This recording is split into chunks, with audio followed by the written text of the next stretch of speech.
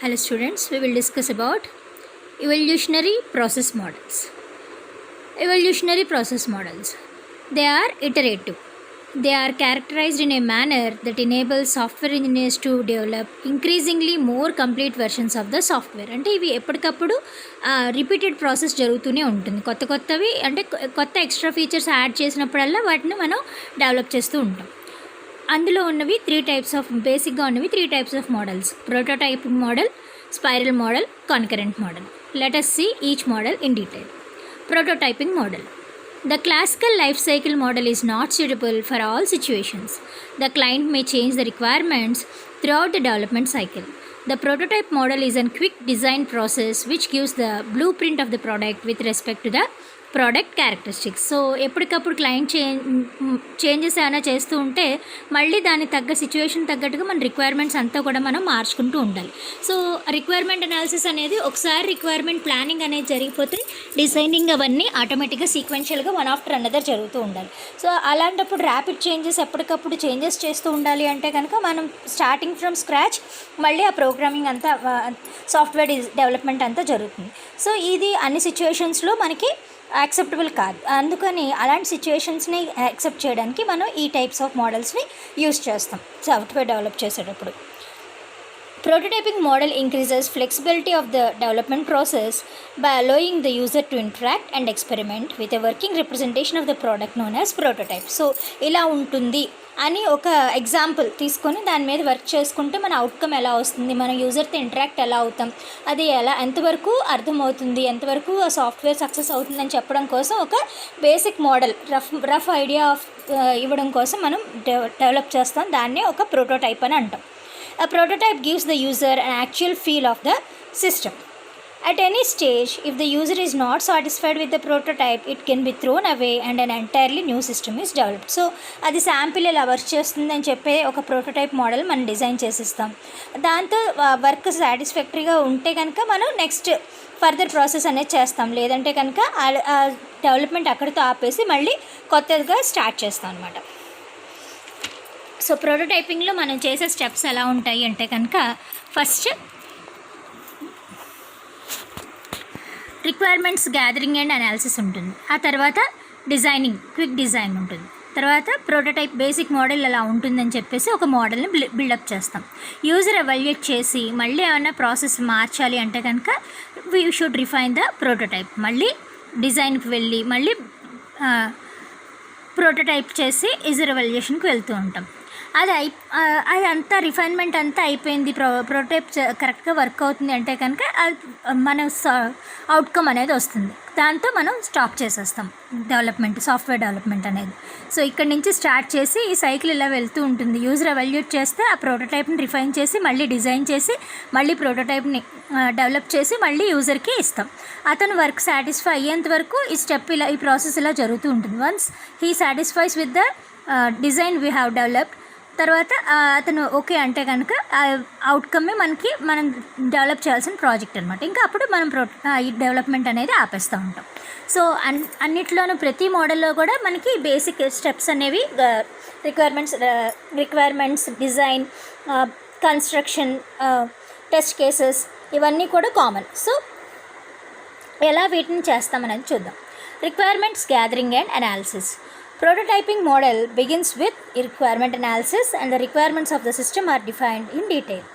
The user is interviewed to know the requirements of the system. So ఎవరైతే ఈ ప్రోడక్ట్ని use చేస్తారో, ఈ సాఫ్ట్వేర్ని యూస్ చేస్తారో వాళ్ళతో మనం ఇంటర్వ్యూస్ కండక్ట్ చేసుకుని వాళ్ళకి ఎలాగ సిస్టమ్ కావాలనేది వాళ్ళని క్వశ్చన్ చేసి ఆ క్వశ్చనర్ తగ్గట్టుగా మనం రిక్వైర్మెంట్ గ్యాదరింగ్ అనేది చేసి దాన్ని బట్టి మనం అనలైజ్ చేసుకోవాలి. Quick design. When requirements are known, a quick design for the system is created. It is not a detailed design, however, it includes the important aspects of the system which gives an idea of the system to the user. Quick design helps in developing the prototype. So, మనకు వచ్చిన రిక్వైర్మెంట్స్ని బట్టి ఒక design ఇలా ఉంటుంది, ఇలా outcome ఉంటుంది, ఇలా input ఉంటుంది, ఈ ప్రాసెస్ ఇలా జరుగుతుంది అనేది రఫ్ ఐడియా అనేది ఇచ్చి దాన్ని బట్టి మనం ఒక ప్రోటోటైప్ అనేది డిజైన్ చేస్తాం. అది అన్ని డీటెయిల్స్ని ఉండాలి అని ఇంక్లూడ్ చేసుకోవాలని లేదు, జస్ట్ రఫ్ వర్క్ కోసమే, అంటే శాంపిల్ ఎలా ఉంటుందని చెప్పడం కోసం కాబట్టి, ప్రోటోటైప్ని డిజైన్ చేయడం కోసం కాబట్టి క్విక్గా డిజైన్ చేసి మనం ఒక ప్రోటోటైప్ని బిల్డప్ చేస్తాం. Build prototype. Information gathered from quick design is modified to form a prototype. The first prototype of the required system is developed from quick design. It represents a rough design of the required system. User evaluation. In this phase, the proposed system was presented for the user evaluation. User thoroughly evaluates the prototype and recognize the modifications to be made. So మనం requirements gather చేసుకొని design చేసి ఆ prototype buildup చేసి యూజర్కి ఇస్తే కనుక ఆ user కరెక్ట్గా ఉందా లేదా, ఇంకేమైనా మోడిఫికేషన్స్ చేయాలా అనేదంతా కూడా ఎవాల్యుయేట్ చేస్తారు. ఆ తర్వాత ఏమైనా మోడిఫికేషన్స్ చేస్తే we have to refine the prototype. Once the user evaluates the prototype, the refining process of the prototype was begin. Developer changes the prototype according to the suggestions made by the client and builds the refined product and submits for the user evaluation. So ఎక్కడెక్కడ changes కావాలో ఆ client మనకు చెప్పిన దాన్ని బట్టి మనం modifications చేసి మళ్ళీ ఆ రిఫైన్డ్ ప్రోడక్ట్ చేంజెస్ని ఎఫెక్ట్ చేసిన ప్రోటోటైప్ని మళ్ళీ మనం యూజర్కి ఇస్తాం. మళ్ళీ అందులో ఇంకేమన్నా ఫర్దర్ చేంజెస్ చేయాలా అనేది క్లారిఫికేషన్ కోసం. So it is an iterative process, user evaluation and refining prototype అనేది. Engineer product. After the requirements are completely known, user accepts the final prototype. The final system is thoroughly evaluated and tested and is followed for maintenance. So ఆ requirements అన్నీ కరెక్ట్గా మనం అన్నీ include చేసుకున్నాం, మనకి కావాల్సిన final outcome వచ్చింది అంటే కనుక ఆ సిస్టమ్ని తరోగా ఎవాల్యుయేట్ చేసి టెస్ట్ చేసి దాన్ని మెయింటెనెన్స్కి పంపిస్తాం. Advantages. Users are actively involved in the development. Since in this methodology a working model of the system is provided, the users get a better understanding of the system being developed. So క్విక్గా మన model prototype declare చేస్తాం కాబట్టి యూజర్స్కి కూడా అది ఎలా work చేస్తుంది ఏంటనేది ఒక ఐడియా అనేది వస్తుంది.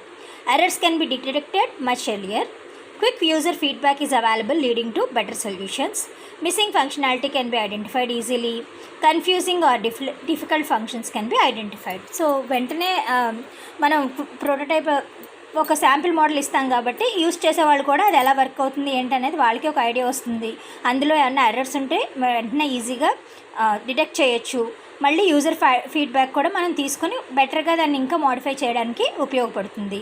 అలాగే ఫంక్షనాలిటీ ఏమన్నా మనం మర్చిపోయాము, ఏదైనా ప్రొసెసర్ మర్చిపోయామంటే కనుక దాన్ని ఐడెంటిఫై చేసి మనం మళ్ళీ దాన్ని ఇంట్రడ్యూస్ చేయొచ్చు. అలాగే కన్ఫ్యూజింగ్ డిఫరెంట్ ఫంక్షన్స్ కూడా ఏమన్నా అర్థం కాని ఫంక్షన్స్ ఏమన్నా ఉన్నాయో అవి కూడా ఐడెంటిఫై చేయడానికి ఈజీగా అవుతుంది. Disadvantages. If the user is not satisfied by the developed prototype, then a new prototype is developed. This process goes until a perfect prototype is developed. Thus, this model is time consuming and expensive. So వాళ్ళు satisfy అయ్యేంత వరకు మనం ఆ ప్రోటోటైప్ని develop చేస్తూనే ఉండాలి, పాతదాన్ని వదిలేసి మళ్ళీ కొత్తది డెవలప్ చేస్తూ ఉండాలి. సో వాళ్ళకి పర్ఫెక్ట్ ప్రోటోటైప్ ఇచ్చేంత వరకు మన ప్రాసెస్ అనేది కంటిన్యూస్గా జరుగుతూనే ఉంటుంది కాబట్టి it is a time consuming and expensive.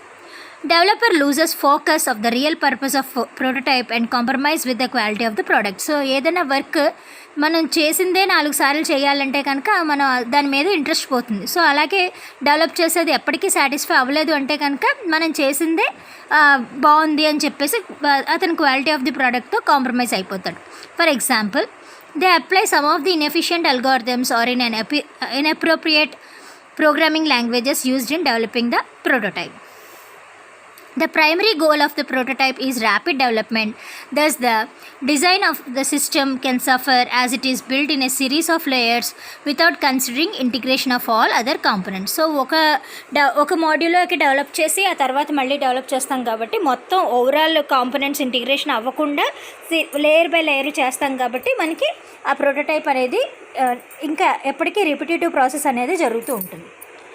When to use prototype model. Prototype model should be used when the desired system needs to have a lot of interaction with end users. Typically, online systems, web interfaces have a very high amount of interaction with end users. They are best suited for prototype model. It might take a while for a system to be built that allows ease of use and needs minimal training for the end user. So ఎప్పుడైతే user interaction web interfaces ఎక్కువ ఉన్నాయో అలాంటి systems develop చేయడానికి ఈ prototype model అనేది use చేస్తాం. అలాగే మనం డెవలప్ చేస్తున్నప్పుడు ఎండ్ యూజర్తో ఎక్కువ ఇంటరాక్షన్ కావాలి అన్నప్పుడు కూడా ఈ ప్రోటోటైప్ మోడల్ అనేది సూట్ అవుతుంది. Next, spiral model. In 1980s, Boehm introduces a process model known as spiral model. The spiral model comprises of activities organized in a spiral which has many cycles. This model combines the features of prototyping model and waterfall model and is advantageous for large, complex and expensive projects. The spiral model determines requirement problems in developing the prototypes. In addition, spiral model guides and measures the need of risk management in each cycle of the spiral model. So, waterfall మోడల్ని అలాగే prototype model రెండు ఫీచర్స్ని inherit చేసుకుని కొత్త model ఉంటుందండి. అది spiral model అనమాట. So పెద్ద పెద్ద ఆర్గనైజేషన్స్కి, కాంప్లెక్స్ అండ్ ఎక్స్పెన్సివ్ ప్రాజెక్ట్స్కి ఈ స్పైరల్ మోడల్ అనేది ఉపయోగపడుతూ ఉంటుంది. A spiral model is divided into a number of framework activities, also called task regions. Typically there are 3 to 6 regions appeared in the spiral model. So ప్రతిదానికి ఉన్నట్టే మనం first planning చేస్తాం, తర్వాత risk analysis చేస్తాం, engineering చేస్తాం, construction and release చేస్తాం, customer evolution చేస్తాం, అలాగే నెక్స్ట్ మళ్ళీ customer project entry point access చేస్తాం. ఫస్ట్ కస్టమర్తో కమ్యూనికేషన్ చేసి, ప్లానింగ్ చేసి, రిస్క్ అనాలిసిస్ డెవలప్ చేసి, ఇంజనీరింగ్ మనం బిల్డప్ చేసి మళ్ళీ అది రిలీజ్ చేస్తాం. ఆ తర్వాత కస్టమర్కి ఎవల్యూషన్ చేస్తూ ఉంటాం. సో ఇది ఇలా సిరీస్ ఆఫ్ స్టెప్స్ కంటిన్యూస్గా జరుగుతూనే ఉంటుంది. ఫస్ట్ చిన్న మోడల్ చేస్తాం, అది బాగానే ఉంది అంటే నెక్స్ట్ కొంచెం హయ్యర్, కొంచెం ఎక్కువ next function, next series of స్టెప్స్ని చేస్తాం.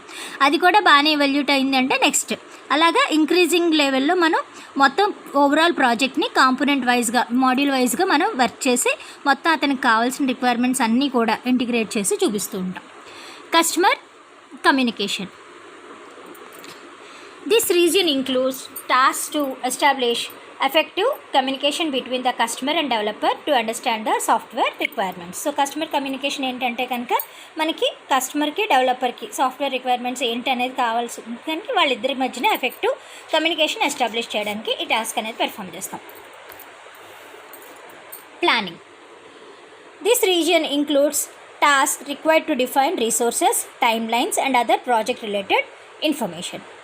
Risk analysis. This region include tasks required to assess both technical and management risks. So ఏమేమి రిస్క్స్ మనం ఫేస్ చేయాల్సి వస్తుందో అవన్నీ కూడా ఇందులో చెప్తారు. Engineering. This region includes task required to build one or more representations of the application. Construction and release. This region includes task required to construct, test, install and provide user support. అంటే documentation, training అంతా కూడా ఈ రిలీజ్లోని, కన్స్ట్రక్షన్లోని ఉంటుంది. Customer evaluation. This region includes tasks which require to obtain customer feedback based on evaluation of the software representations created during the engineering stage and implemented during the installation stage. The spiral model is called a meta model. The important feature of the spiral model is that each phase is completed with a review by the people concerned with the project. This review consists of a review of all the products developed up to that point and includes the plans for the next site cycle. So అప్పటి వరకు ఏమేమి చేశారో అవన్నీ కూడా review కూడా ఉంటుంది. ఆ review అంతా పీపుల్ యాక్సెప్ట్ చేసిన తర్వాత మళ్ళీ నెక్స్ట్ ఇంకొన్ని ఫర్దర్ డెవలప్మెంట్, ఫర్దర్ ఇంక్రీజ్ చేయడానికి ప్రాజెక్ట్కి ఇంకేం ప్లాన్స్ చేయాలో నెక్స్ట్ స్టేజ్కి అది కూడా మనం ఇందులో కన్సిడర్ చేస్తాం. This plan may be include a partition of the product in smaller portions for development are components that are implemented by individual group of persons. If the plan for the development phase, then the spiral model is terminated. Otherwise, it terminates with new or modified software. Advantages.